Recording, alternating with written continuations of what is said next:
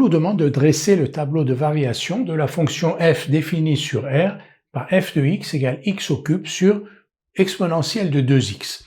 Alors, exponentielle de 2x est toujours strictement positif et donc ne s'annule jamais et f est bien défini sur R. F est de la forme u sur v, donc on va étudier la dérivabilité de f puis le signe de sa dérivée. Donc on va écrire que f est le quotient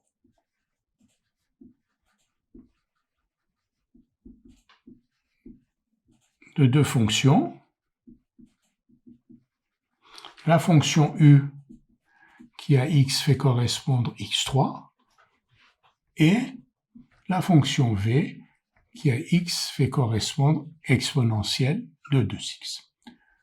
U et v sont définis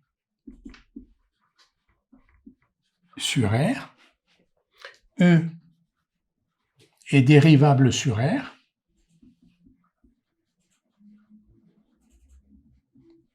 Parce qu'elle est de la forme x au cube, et x au cube, c'est une fonction usuelle, on sait qu'elle est dérivable sur R, donc u est dérivable sur R, et v est de la forme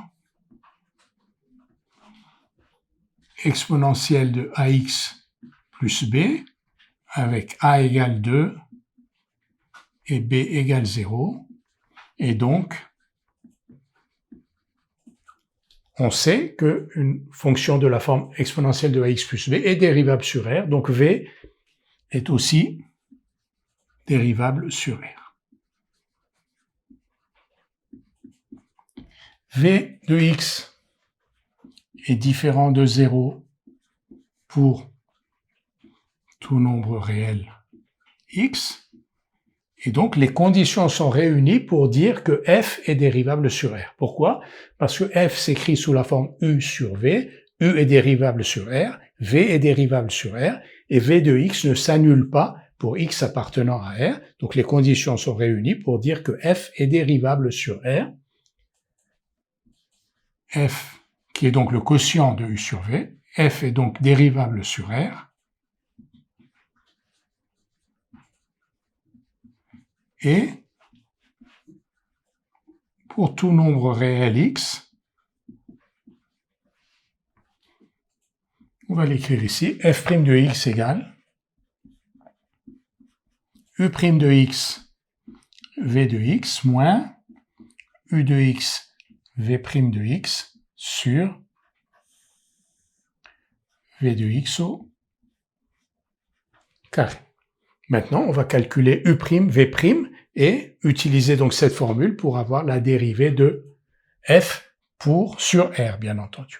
Donc u de x égale x au cube, v de x égale exponentielle de 2x.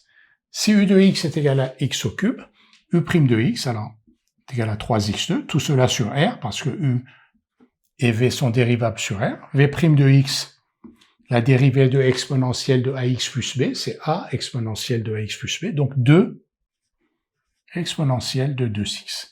On a donc, pour tout nombre réel x, f' de x égale u'v, donc 3x2 fois exponentielle de 2x, moins uv', donc moins x3, et il y a un 2 ici, uv', donc moins 2x3 exponentielle de 2x, divisé par exponentielle de 2x au carré, ça fait exponentielle de 4x, mais je vais laisser exponentielle de 2x au carré parce qu'il y a une simplification à venir. Donc f' de x égale, on simplifie par exponentielle de 2x, n'oubliez pas que l'exponentielle est toujours strictement positive, et on a ici 3x2 moins 2x3, 3x2 moins 2x3, on peut mettre x2 en facteur, x2 facteur de 3 moins 2x, exponentielle de 2x se simplifie ici, donc f' de x égale x2 fois 3 moins 2x sur exponentielle de 2x. Alors x2 est positif ou nul, exponentielle de 2x est strictement positif, donc on va pouvoir écrire, donc on va l'écrire tout de suite, f' est du même signe que 3 moins 2x, parce que x2 est positif ou nul, et l'exponentielle qui a au dénominateur est strictement positif, donc f' est du même signe que 3 moins 2x.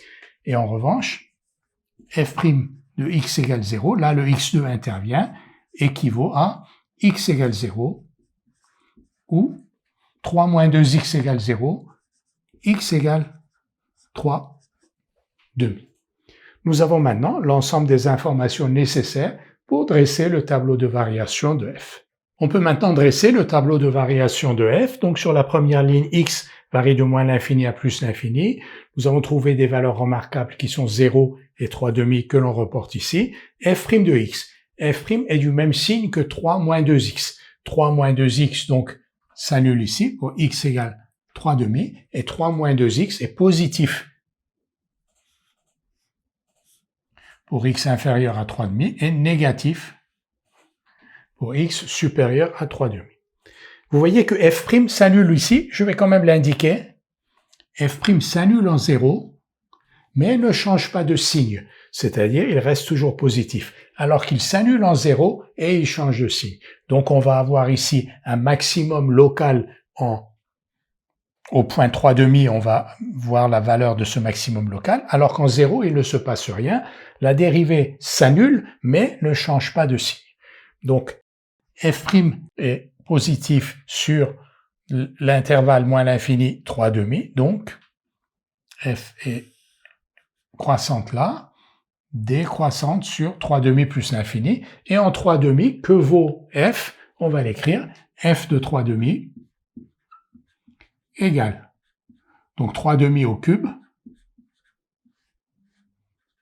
sur e puissance 3. 3 demi au cube, c'est 27 huitièmes. On peut aussi écrire 27 huitièmes de e puissance moins 3. On peut aussi, par curiosité, calculer f de 0. f de 0, c'est 0. Donc ici, en 3 demi, on a 27 huitièmes. On va l'écrire comme ça, de e puissance moins 3. On a donc un maximum local égal à 27 huitièmes de e puissance moins 3 en 3 demi. On va écrire donc ces résultats. F est croissante sur l'intervalle moins l'infini 3 demi. F est décroissante sur l'intervalle 3 demi plus l'infini. F a un maximum local égal à 27 huitièmes de e puissance moins 3 en 3 demi.